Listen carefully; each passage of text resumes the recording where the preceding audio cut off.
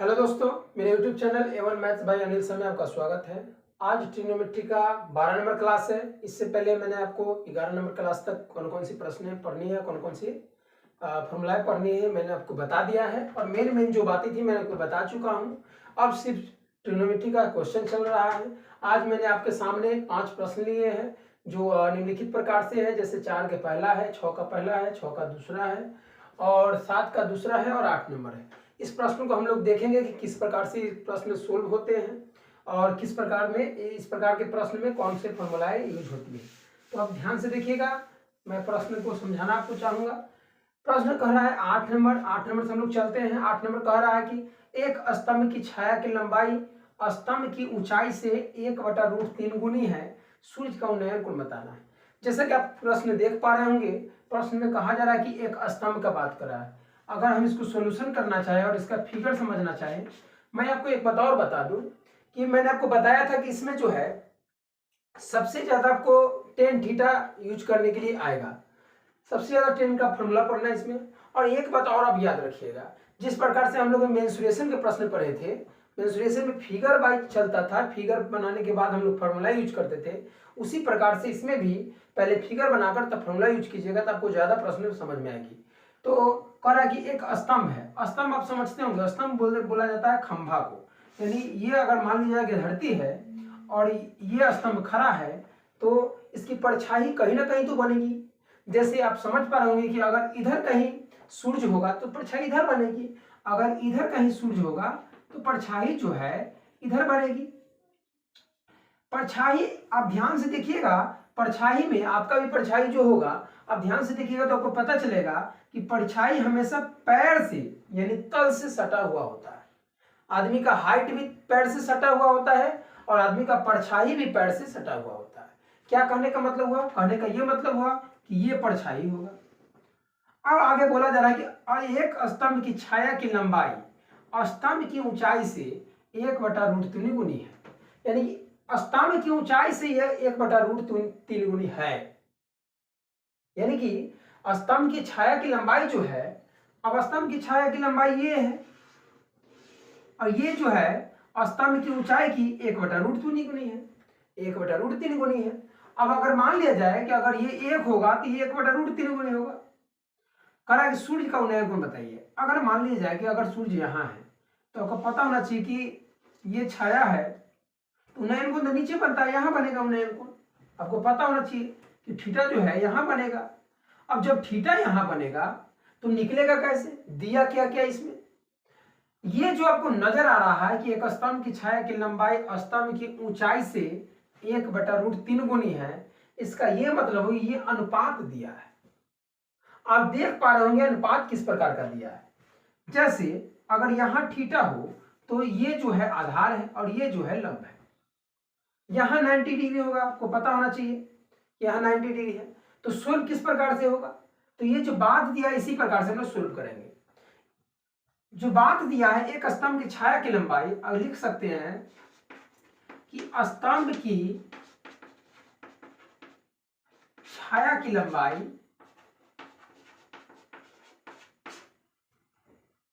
स्तंभ की ऊंचाई से 1/√3 गुनी है। यानी हम कह सकते हैं स्तंभ की ऊंचाई से 1/√3 गुनी है। इसका यह मतलब हुआ कि अगर स्तंभ की ऊंचाई हम अगर कहें, स्तंभ की ऊंचाई स्तंभ की छाया की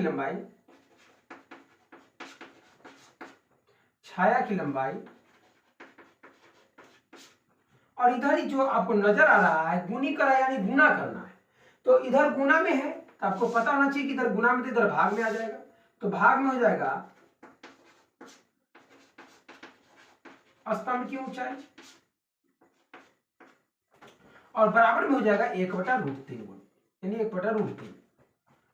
अब देख पा रहे होंगे आप कि स्तंभ की छाया की जो लंबाई है बटा में है स्तंभ की ऊंचाई और बराबर में है 1/√3। अब हम लोग फिगर से समझना चाहेंगे। स्तंभ की छाया की लंबाई यानी ये कह रहा है, इसके लिए ये आधार है और कह रहा है स्तंभ की ऊंचाई, तो ये है स्तंभ की ऊंचाई, ये जो है इसके लिए लंब है। यानी कि ऊंचाई बटा लंब बोल रहा है। और ऊंचाई बटा लंब आपको पता होना चाहिए कि ऊंचाई बटा लंब जो होता है वह कॉट का फॉर्मूला होता है। ऊंचाई बटा लंब जो है, ये जो है स्तंभ की छाया की लंबाई, ये है आधार, सॉरी आधार है, ऊंचाई नहीं है, आधार है, और स्तंभ की ऊंचाई ये ऊंचाई है। तो आधार और ऊंचाई कह रहा है, आधार ऊंचाई का जो रेशियो होता है वह कॉट थीटा के बराबर होता है। तो आप लिख सकते हैं यहाँ कॉट थीटा बराबर 1/√3। कैसे? क्योंकि कॉट थीटा का मैंने आपको फॉर्मूला बताया है, कॉट थीटा आधार बटा लंब होता है, और टेन थीटा जो होता है वह लंब बटा आधार होता है। तो कॉट थीटा टेन थीटा एक दूसरे के व्युत्क्रमानुपाती है। तो आप लिख सकते हैं इसको कॉट थीटा बराबर कॉट जो है 1/√3, कॉट 60 डिग्री का मान होता है, तो कॉट 60 हो जाएगा। कॉट कॉट रेशियो मिल रहा है, सॉरी कॉट कॉट रेशियो मिल रहा है, इसका कारण ये है कि एंगल भी मिलेगा, इसीलिए हम लोग थीटा कहेंगे कि 60 डिग्री का होगा। आप ऐसे समझ पा रहे होंगे, इस प्रकार से आपके प्रश्न बनेंगे। अब अगला प्रश्न जो कह रहा है वह इस प्रकार से कह रहा है, अगला प्रश्न की तरफ हम लोग बढ़ते हैं। प्रश्न नंबर है 7 का दूसरा। 7 का दूसरा क्या कह रहा है? 7 का दूसरा कह रहा है कि मान ले कि आप पुल पर चढ़कर कोई नदी पार करना चाहते हैं। पुल नदी के किनारे के साथ 60 डिग्री का कोण बनाता है। यदि आपको नदी के एक किनारे से दूसरे किनारे तक पुल के अनुदिश जाने में 200 मीटर की दूरी तय करनी पड़ती है, तो नदी की चौड़ाई क्या है वो आपको बताना है। ये आप समझ पा रहे होंगे। आप ऐसे समझिए इसको, ये फिगर आप समझ गए तो समझे कि क्वेश्चन समझ गए, फिगर ही आपको समझनी है। कह रहा है, देखिए पुल और नदी का बात कर रहा है, ये है 3 डायमेंशनल।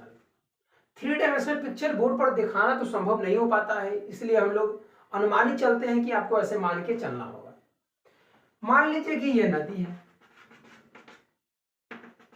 ये नदी है। अब इस पर पुल बनानी है, तो पुल सीधा नहीं बनाना है, आपको पुल तिरछा बनाना है। ऐसे क्वेश्चन पढ़ने में आपको आसानी हो, क्वेश्चन समझने में आसानी हो। अब कह रही है कि मान ले कि आप पुल पर चढ़कर कोई नदी पार कर रहे हैं। मान लीजिए कि हम पुल पर चढ़ गए हैं, नदी पार करके यहां से यहां तक आ रहे हैं। पुल नदी के किनारे के साथ 60 डिग्री का कोण बनाता है। नदी के किनारे के साथ कितना डिग्री का कोण बनाता है? तो नदी का किनारा तो ये है, अब पुल ये है, इसका मतलब ये 60 डिग्री बनाता है। आपको 60 डिग्री बनाता है। यदि आपको नदी के एक किनारे से दूसरे किनारे तक पुल के अनुदिश जाने में 200 मीटर की दूरी तय करनी। अब नदी को जो है, अगर हम पुल के अनुदिश जा रहे हैं, पुल को पार करके जा रहे हैं, तो ये हमसे 200 मीटर दूरी हम लोग तय कर लेंगे, 200 मीटर दूरी तय कर लेंगे। अब आगे कह रहा है कि तो नदी की चौड़ाई बताइए, हमसे ये पूछा जा रहा है, नदी की चौड़ाई। आप समझ पा रहे होंगे कि अगर हमसे नदी की चौड़ाई पूछ रही है, इसके लिए तो ये थीटा है, जब तो ये लंब होगा। लंब दिया है, कर्ण दिया है। लंब कर्ण का कौन फॉर्मूला होता है आपको पता होना चाहिए, साइन थीटा होता है। तो आप ऐसे लिख सकते हैं यहां सोल्व करते समय कि थीटा जो दिया है वह 60 डिग्री दिया है, और कर्ण जो दिया है यानी पुल की जो लंबाई दी गई है वह 200 मीटर है नदी पार करने में। अब आप समझ पा रहे होंगे कि हमसे पूछा गया है, चौड़ाई पूछा गया है, नदी की चौड़ाई। यानी नदी की चौड़ाई का मतलब हुआ, नदी की चौड़ाई हमसे पूछी गई है, और नदी की चौड़ाई का मतलब हुआ हमसे लंब पूछा गया है। यहां लंब का काम कर रहा है। आप समझ पा रहे होंगे कौन सी फॉर्मूला यूज होगी? तो साइन थीटा होगी। आप यहां से सूत्र डाल सकते हैं, सूत्र से साइन थीटा बराबर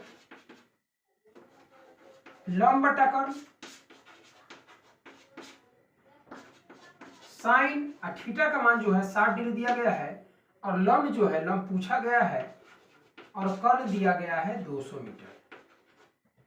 साइन 60 का जो मान होता है वो होता है √3/2 बराबर जो है लंब बटा 200 मीटर। आप समझ पा रहे होंगे कि √3/2 गुने 200 मीटर बराबर लंब, क्योंकि लंब निकालनी है। 2 से ये 100 मरतबे में कट जाएगी, इसीलिए लंब बराबर 100√3 मीटर, यानी लंब जो है 100√3 मीटर। इसका ये मतलब हुआ कि नदी की जो चौड़ाई है वह 100√3 मीटर है। आप यहाँ √3 का मान भी डाल सकते हैं, 1.732 होता है, और उससे आप गुना भाग करके आप निकाल सकते हैं। तो आपसे आएगी 1.732 डालिएगा तो 173.2 आ जाएगा। कैसे, आप समझ लीजिए। तो 100 मीटर दिया गया है तो 100 हो गया, और √3 का मान होता है 1.732 और मीटर है, 2 जीरो है तो 0.2 घसक के यहाँ चला जाएगा, यानी 173.2 मीटर हो जाएगा।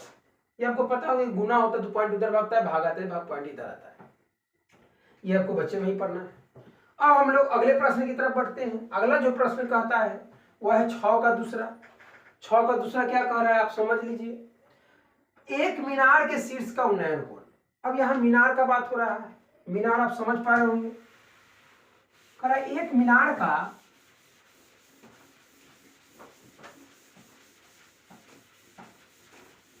क्या कर रहा है क्वेश्चन कि एक मीनार के शीर्ष का उन्नयन कोण उसके पाद से 15 मीटर की दूरी पर 60 डिग्री है, तो मीनार की ऊंचाई बताइए। बहुत अच्छा प्रश्न है, हम सोल्व करते हैं इसको। अगर हम लोग सोल्व करना चाहें इस प्रश्न को, करा एक मीनार है। जब मीनार है तो मीनार धरती पर ही खड़ा हो, आप समझिए कि ये धरती है और यहां मीनार खड़ा है। क्या कह रहा है, एक मीनार के शीर्ष का उन्नयन कोण। अब शीर्ष का उन्नयन कोण यहां का, कहां से, तो उसके पाद से 15 मीटर की दूर पर, पाद से 15 मीटर की दूरी पर, 15 मीटर की दूरी पर, पाद से यानी पैर से 15 मीटर की दूरी पर, यह 15 मीटर हो गया। और यहां से जो उन्नयन कोण मैंने आपको बताया कि उन्नयन कोण नीचे बनता है, क्या डिग्री बोला गया है, 60 डिग्री है। तो मीनार की ऊंचाई बताइए। आपसे कितनी बार मैंने बताया है, ये पूछ रहा है। कितना सिंपल क्वेश्चन है, देख लीजिए। अब आपसे देखिए कि आधार दिया है, लंब पूछा है, थीटा दिया है, 10 डाल सकते हैं, 10 का सूत्र डालिए, ये 60 डिग्री हो जाएगा। और आधार जो दिया गया है वह दिया गया है 15 मीटर, और हमसे पूछा गया है मीनार की ऊंचाई, यानी लंब मीनार की ऊंचाई, मीनार की ऊंचाई ये पूछा गया है हमसे। अब यहां सूत्र डालिए। आप सूत्र जानते होंगे कि 10 का जो फॉर्मूला होता है वह tan थीटा बराबर होता है लंब बटा आधार, लंब बटा आधार। और tan जो है थीटा का मान दे चुका है 60 डिग्री, तो लंब जो है, लंब पूछा गया है, आधार जो होता है वो होता है 15 मीटर। 15 मीटर इधर गुना में आपको पता है tan 60 का मान √3 होता है, और 15 मीटर इधर गुना में है, इधर भाग में, इधर गुना में आ गया, यानी कि इसीलिए लंब जो है मीनार की जो ऊंचाई आ गई वह 15√3 मीटर आ गई। यानी आप लिख सकते हैं कि इसीलिए मीनार की ऊंचाई बराबर, इसीलिए मीनार की ऊंचाई बराबर आप लिख सकते हैं 15√3 मीटर, 15√3 मीटर। और √3 का मान अभी अभी मैंने आपको डाल के बताया था, वैसा आप कर सकते हैं, तो आपका आंसर भी पॉइंट में आ जाएगा। अगले प्रश्न की तरफ हम लोग बढ़ते हैं। 6 का पहला। 6 का पहला क्या कह रहा है, तो 6 का पहला कहता है ए बी एक ऊर्ध्वाधर, ए बी जो है एक ऊर्ध्वाधर स्तंभ समतल भूमि, क्या है, ए बी एक ऊर्ध्वाधर दीवार है। आप समझ पा रहे होंगे, यही प्रश्न है। ये हुआ धरती और ये हुआ दीवार, सीधा परपेंडिकुलर खड़ा। जब भी बात करेगा इस प्रश्न इस प्रकार के चैप्टर में, तो जो भी एक क्वेश्चन देगा उस परपेंडिकुलर ही खड़ा करेगा, आप ये ध्यान रखिएगा। तो कह रहा है कि ए बी, इसका नाम ए बी है, ये आप ध्यान रखिएगा, ए और बी। ए बी एक ऊर्ध्वाधर दीवार है जिसका बी भाग समतल भूमि के संपर्क में है।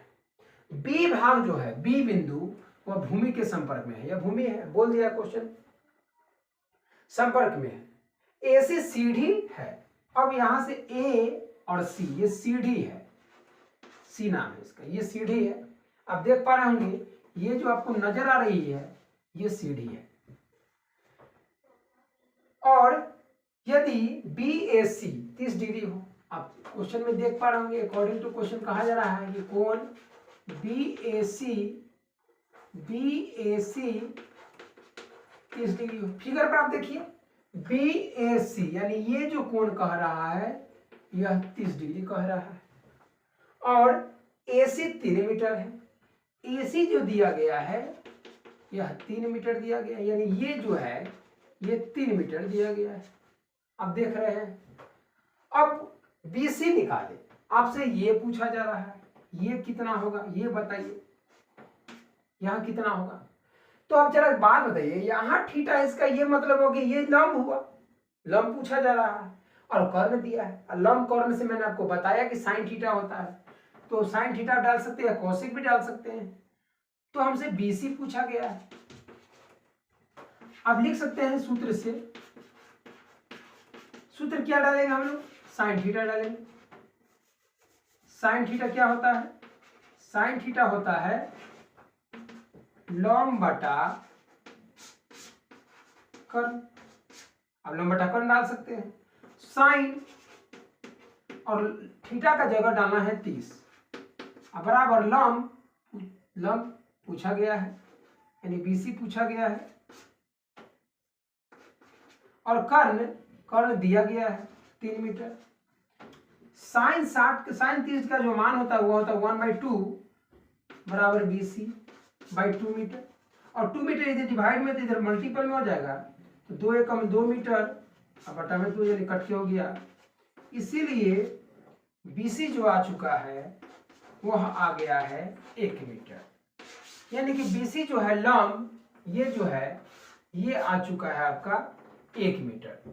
तो आपसे पूछा गया था BC निकाले, तो BC इस प्रकार से आपको निकाले। आपको जितने भी प्रश्न मिलेंगे वो इसी प्रकार से बनाने हैं। आपको कोई भारी नहीं है, फिगर समझना है, फिगर आपको बनाना है, उसके बाद सोल्यूशन करना शुरू कर देना है। सोल्यूशन करने आना चाहिए आपको, बोर्ड मास के नियम कानून आपको आने चाहिए, किस प्रकार से हल होते हैं।